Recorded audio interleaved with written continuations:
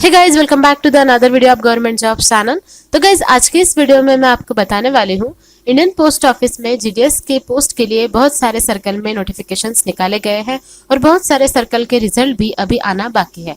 तो guys, result आने के बाद सबसे पहले आपका डॉक्यूमेंट वेरिफिकेशन होता है। तो डॉक्यूमेंट वेरिफिकेशन के लिए आपको कौन कौन से डॉक्यूमेंट्स चाहिए, कौन कौन से इंपॉर्टेंट डॉक्यूमेंट्स हैं जो आप बनवा सकते हैं, और अगर आपके पास नहीं भी है या फिर है आपके पास तो आप कलेक्ट कर रख सकते हैं आपके डीवी के लिए। तो उसके बारे में कंप्लीट लिस्ट वाला ये वीडियो हम आपके लिए लेकर हाजिर है, तो प्लीज वीडियो को लास्ट तक देखते रहिएगा।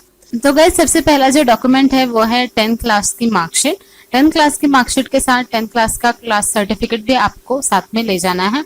10th क्लास की मार्कशीट के ऊपर गाइस कुछ स्टेट्स में डेट ऑफ बर्थ मेंशन नहीं की जाती है, इसीलिए 10th क्लास का जो मार्क्स 10th क्लास का जो सर्टिफिकेट होता है उसके ऊपर आपकी डेट ऑफ बर्थ मेंशन की जाती है, और कुछ बाकी डिटेल्स भी जो होते हैं मदर्स नेम और बाकी के वो भी 10th क्लास के सर्टिफिकेट पर मेंशन किए जाते हैं और मार्कशीट पर नहीं होते हैं। इसीलिए आपको ये दोनों ही जो डॉक्यूमेंट है वो साथ में लेकर जाने हैं। तो अगर किसी स्टेट में आपके मार्कशीट और सर्टिफिकेट एक ही आता है 10th का तो भी चल जाएगा, लेकिन जैसे महाराष्ट्र स्टेट में हमारे पास दो दो सर्टिफिकेट्स होते हैं, एक 10th क्लास की मार्कशीट होती है और एक 10th क्लास का सर्टिफिकेट होता है, तो आपको दोनों ही साथ में ले जाना है। नेक्स्ट है डीओबी प्रूफ।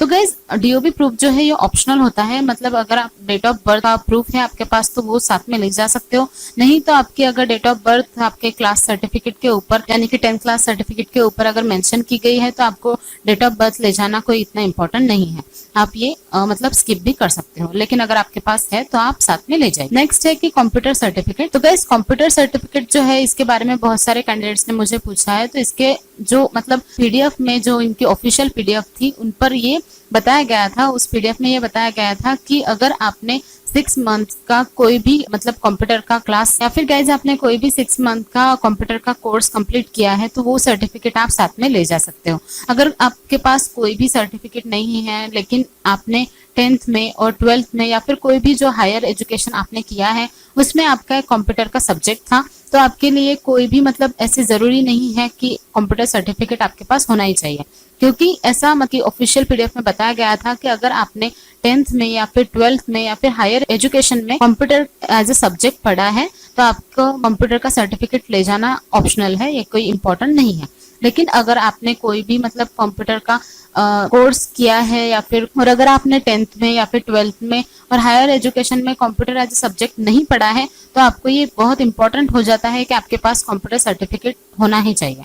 तो गाइज, एक कंप्यूटर सर्टिफिकेट आपको साथ में ले जाना पड़ेगा।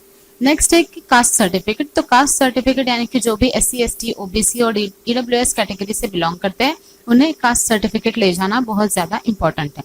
और कास्ट सर्टिफिकेट जो है गाइज आपके पास अगर सेंट्रल का है तो बहुत ही अच्छी बात है, लेकिन अगर आपके पास सेंट्रल का नहीं है, स्टेट का कास्ट सर्टिफिकेट है तो भी चल जाएगा।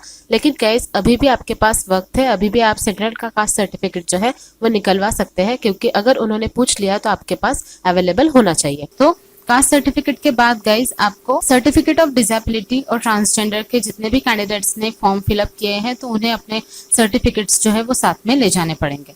नेक्स्ट है आधार कार्ड। तो गाइज, ये आइडेंटिटी प्रूफ के हिसाब से आपको साथ में ले जाना है। अगर आपको आधार कार्ड नहीं ले जाना है तो आप पैन कार्ड भी ले जा सकते हो, आपके पास अगर पासपोर्ट है तो आप पासपोर्ट भी ले जा सकते हो, इन तीनों में से कोई भी चलेगा, लेकिन आधार कार्ड एक कॉमन हो चुका है तो आधार कार्ड आप साथ में एज ए आइडेंटिटी प्रूफ ले जा सकते हो।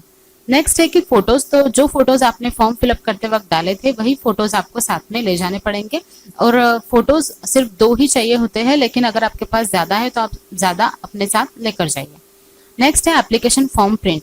तो गाइज, ये ऑप्शनल है, इससे कोई इंपॉर्टेंट नहीं है कि आपको ले ही जाना पड़ेगा, लेकिन अगर आपने फॉर्म डाला है जीडीएस के लिए और आपके पास एप्लीकेशन पीडीएफ है और या फिर आपके पास फॉर्म की प्रिंट है तो वो आप साथ में ले जा सकते हो, ये ऑप्शनल है, अगर आपके पास नहीं है तो भी चल जाए। तो गाइज, इस तरीके से आपके पास कंप्लीट डॉक्यूमेंट्स होने चाहिए। अगर आपके पास कंप्लीट डॉक्यूमेंट्स अवेलेबल है तो बहुत अच्छी बात है, अगर कोई डॉक्यूमेंट आपके पास नहीं है तो आप बनवा सकते हो। लेकिन गाइज, ये जो कंप्लीट डॉक्यूमेंट्स हमने आपको बताया है इनकी ओरिजिनल कॉपीज और जेरोक्स कॉपीज आपको दोनों ही साथ में रखने हैं। अगर कोई आपको मतलब जेरोक्स कॉपीज का बंच मांग लेता है तो आपके पास कंप्लीट होना चाहिए। और अगर आपको ओरिजिनल जो प्रोसेस होती है उसके लिए ओरिजिनल कॉपीज भी पूछी जाएगी, इसीलिए आपके पास दोनों ही जो ओरिजिनल कॉपीज और जेरोक्स कॉपीज है दोनों ही होनी चाहिए। तो गाइज अगर आपको वीडियो पसंद आया हो, अगर आपको थोड़ी बहुत जानकारी मिली हो तो प्लीज वीडियो को लाइक कीजिए, शेयर कीजिए, और अगर आप हमारे चैनल पर न्यू है तो प्लीज चैनल को सब्सक्राइब कीजिए ऐसे ही न्यू अपडेटेड कंटेंट्स का। Thank you all. पूछा गया था X square upon Y Z. तो ऐसे सवालों को करने के लिए देखिए, एक तो बेसिक ट्रिक है, एक तो लाइक और शेयर ठोक दीजिए, महाकाल का दबा के लाइक और शेयर ठोक दीजिए। पूरा साल मेहनत करता हूं आपके लिए बेटा, ऐसा नहीं चलेगा, ऐसा नहीं।